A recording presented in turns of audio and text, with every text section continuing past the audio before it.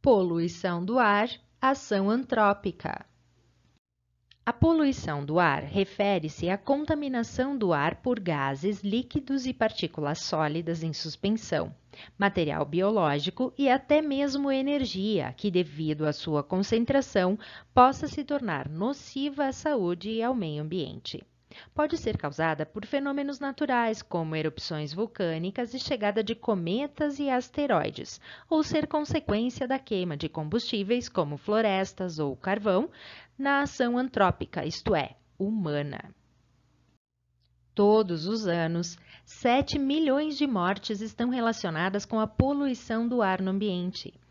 Aumentam casos de acidente vascular cerebral, AVC, distúrbios do coração, câncer de pulmão e doenças respiratórias, como asma, sendo considerada ameaça silenciosa. Além da expansão das indústrias e do aumento dos automóveis, muitos outros fatores afetam a qualidade do ar. Por exemplo, a redução de espaços verdes, as queimadas, o uso de inseticidas e agrotóxicos na agricultura, o manejo do solo, que aumenta a poeira, as fontes de energia domiciliar, depósitos e manuseio de lixo. É um desafio global que devemos combater juntos.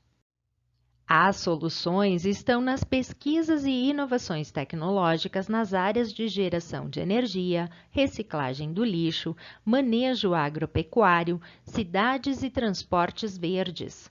Quando a qualidade do ar é afetada, ecossistemas e os fatores que os envolvem, como clima, solo, água, são alterados, provocando fenômenos como o efeito estufa, chuva ácida, inversão térmica, destruição da camada de ozônio. Na década de 1970, cientistas detectaram pela primeira vez a existência de um buraco na camada de ozônio sobre a Antártida, regiões onde a concentração de ozônio diminuiu. Descobriram que das substâncias destruidoras da camada de ozônio, os CFCs ou clorofluorcarbonetos são as principais vilões. Inovação tecnológica da década de 1930, utilizada em frascos aerosóis, sprays, aparelhos de ar-condicionado e geladeiras, na produção de espumas de sofá e de colchões. Em 1987, o Brasil e outros 196 países assinaram o Protocolo de Montreal, tratado internacional que estabeleceu metas de eliminação de SDOs, que foram substituídos por gases menos nocivos. Esse evento demonstra como são complexas as relações ambientais e como a união de vários países contribuem na busca de soluções globais. Ainda, cada um de nós pode contribuir para a preservação da camada de ozônio, escolhendo produtos não aerossóis e nos certificando da coleta correta de gases de aparelhos domésticos, quando da sua manutenção ou descarte. Em 2014, pela primeira vez em 35 anos, cientistas foram capazes de confirmar um aumento estatístico significativo e sustentado no ozônio estratosférico. Paradoxalmente, gases de efeito estufa que retêm o calor, considerados a maior causa do aquecimento global, também estão ajudando na reconstituição da camada de ozônio, pois a ampliação do nível de dióxido de carbono e outros gases esfria a estratosfera superior e o ar mais frio aumenta a quantidade de ozônio. Em contrapartida, os elementos químicos que substituíram os CFCs são gases de efeito estufa e contribuem para o aquecimento global. Aquecimento global é o processo de aumento da temperatura média da atmosfera da Terra, causado por massivas emissões de gases que intensificam o efeito estufa, originado de uma série de atividades humanas, especialmente a queima de combustíveis fósseis e mudanças no uso da terra, como o desmatamento e queimadas.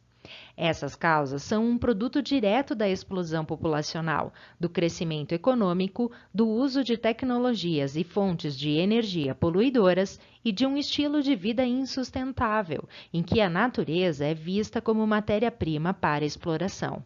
O aumento da temperatura vem ocorrendo desde meados do século XIX e deverá continuar enquanto emissões de dióxido de carbono e metano continuarem elevadas.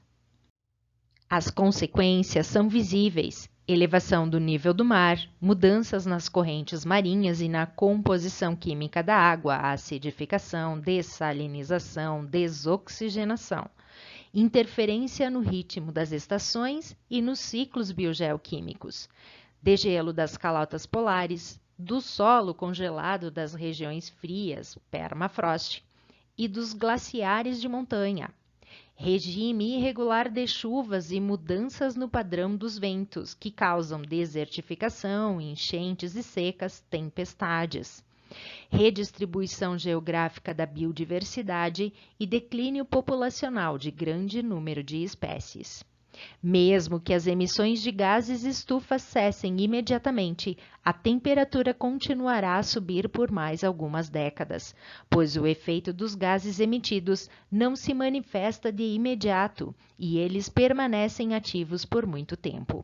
É evidente que uma redução drástica das emissões não acontecerá logo, por isso haverá necessidade de adaptação às consequências inevitáveis do aquecimento, uma vez que as consequências serão tão graves quanto maiores as emissões de gases estufa.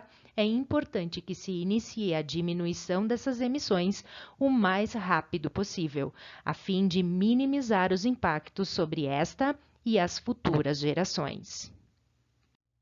A imprensa ainda dá espaço para controvérsias sobre a gravidade do aquecimento e seus efeitos, e influentes grupos de pressão política e econômica financiam campanhas de negacionismo climático.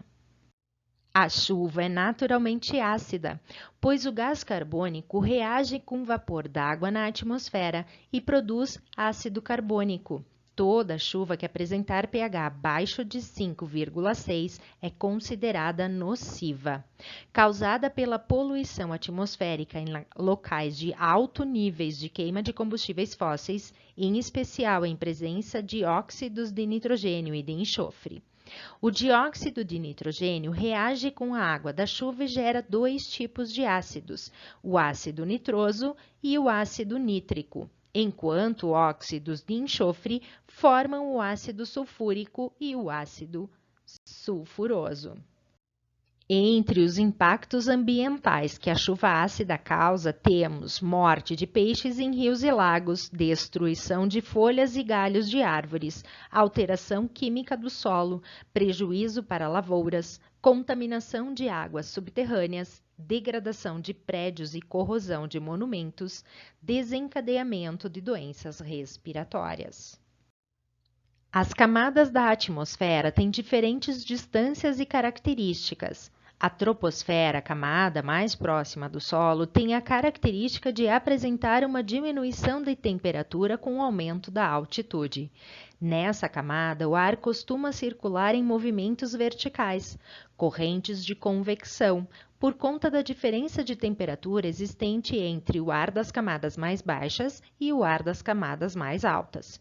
Em decorrência da absorção da radiação solar, o ar mais próximo do solo costuma ser mais quente e sofre um movimento de ascensão, passando a ocupar o lugar da massa que está em uma temperatura inferior, mais densa, movendo-a para baixo. Este é o funcionamento típico das massas de ar na troposfera e colabora com a dispersão da poluição local. Porém, em dias de inverno com menos tempo de radiação solar, em locais cercados por serra e montanhas, o ar próximo à superfície fica mais frio que a camada superior, ficando impedido de circular. Este fenômeno de inversão térmica retém grande concentração de poluentes. Apesar de ser natural, é intensificado em certos centros urbanos, onde são observados altos índices de doenças respiratórias, irritações nos olhos e intoxicações. O lixão é uma forma inadequada de disposição dos resíduos no solo a céu aberto. sem nenhuma proteção com o meio ambiente e a saúde pública. Causam problemas ambientais, de saúde pública e sociais. Contaminação do solo e águas subterrâneas pelo churume, líquido escuro e, neste caso, tóxico, proveniente da decomposição da matéria orgânica. Mau cheiro, aumento do número de doenças, já que os lixões atraem animais e vetores de doenças. Emissão de gases do efeito estufa, responsáveis pela intensificação do aquecimento global. Aumento do número de incêndios, causados pelos gases que são gerados a partir da decomposição dos resíduos depositados nos lixões, utilizados pela população carente como uma forma de obter renda por meio da coleta de materiais.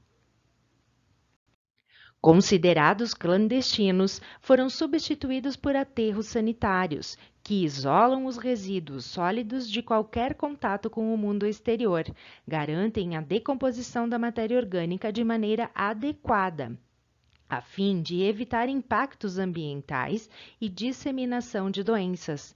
No entanto, ocupam grandes áreas e têm vida útil pequena.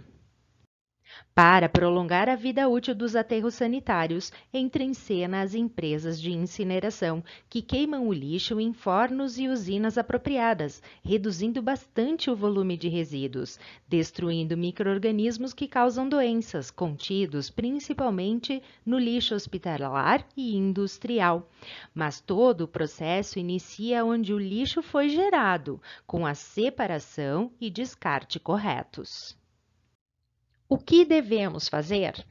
Ações coletivas em busca do desenvolvimento sustentável, o que só é possível com o envolvimento de todos através da política. Até a próxima!